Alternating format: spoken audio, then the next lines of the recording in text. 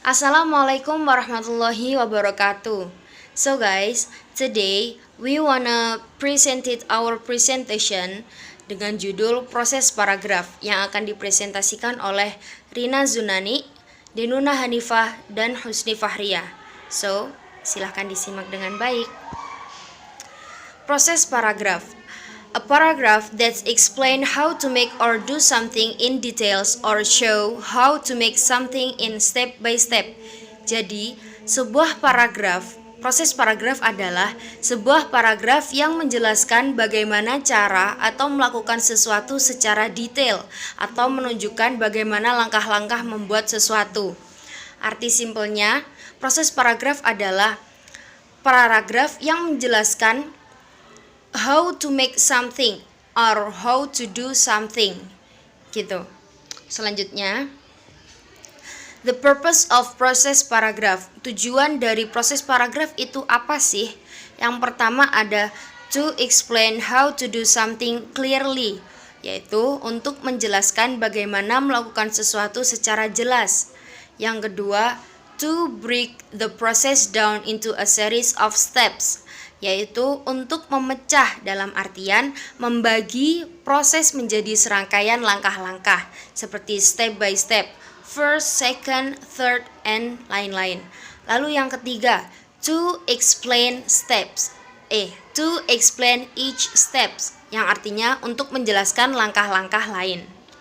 Baik, selanjutnya, karakteristik of paragraph. Apa sih karakteristik dari proses paragraf itu? Yang pertama, proses paragraf biasanya diawali dengan topic sentence.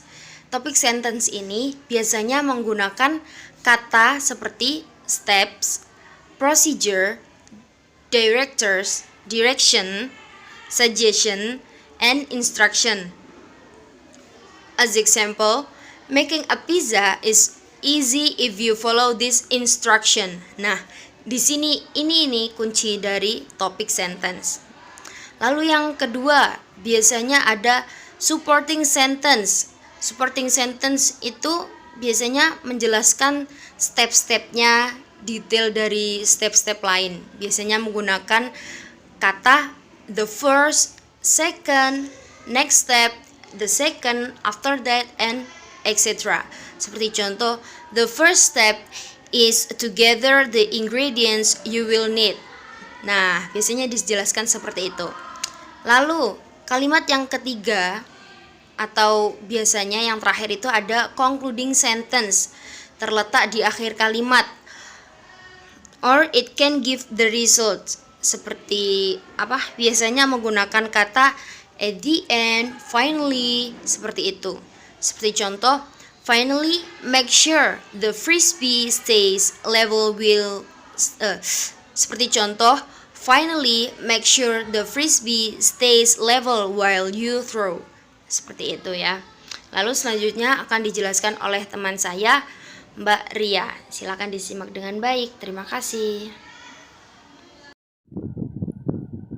Time order sinyal. Sentences connector. First, example, second, and etc. Then, no comma, now, no comma, next, comma, finally, comma, after that, comma, meanwhile, comma. The others. The first step, no comma, the next step, no comma, the final step, no comma, after 5 minutes, after you take the pizza out of the oven. First, preheat the oven to 500 degrees Fahrenheit, then prepare the pizza sauce. The next step is to mix the pizza dough. After 5 minutes, check the pizza. After you take the pizza out of the oven, cut it into 8 pieces. Example, how to make banana chips. Banana chips are a snack that is a favorite of many people. The main ingredient for making these chips is banana. In addition, it takes a lot of oil and a long time to make banana chips. In making banana chips, there are ingredients that need to be prepared beside the banana itself, namely 1 spoonful of lime that has been soaked into 1 liter of clean water, sufficient fine salt, and cooking oil. First, peel the banana and then slice it thinly or according to taste. Then soak the bananas in lime water for 1 hour. Then remove and wash thoroughly. Then sprinkle the bananas with salt to taste and let stand a few minutes so that the salt soaks into the banana. Next, fry the bananas in the hot oil until they are ripe and crispy. Finally, the banana chips are ready to be served. These banana chips can also be added with various flavor powders according to taste. Clause and complex sentence. Clause. A clause is a group of words that contains at least one subject and one verb. Klausa adalah beberapa kata yang mengandung setidaknya satu subjek dan satu verb. There are two kinds of clause in English. Di sini ada dua macam klausa di bahasa Inggris. Yang pertama, independent clause is another name for simple sentence. Independent klausa adalah nama lain dari simple sentences atau klausa yang dapat berdiri sendiri. Example, Anna left the party early, hold the cat's mouth closed. Dependent clause, in contrast, cannot be a sentence by itself because its meaning is not complete. A dependent clause depends on something its meaning. Dependent clausa. Dependent clausa adalah klausa yang tidak dapat berdiri sendiri dan membutuhkan kata lain. Example, because she was tired, blah blah blah, while you count to 10. Complex. A complex sentence is a combination of one independent clause and one or more dependent clause.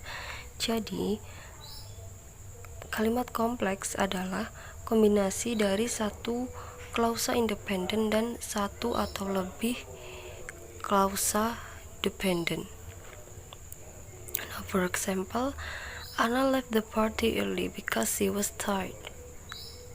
Kemudian contoh yang kedua, hold the cat's mouth closed while you count 10. Kemudian comma rules.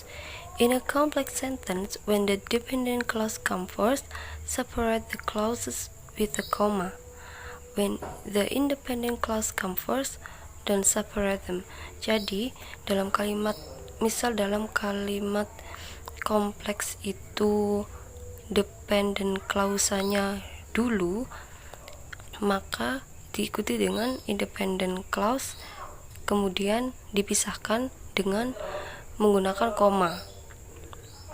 Akan tetapi jika independent clause-nya itu di awal, maka tidak membutuhkan koma.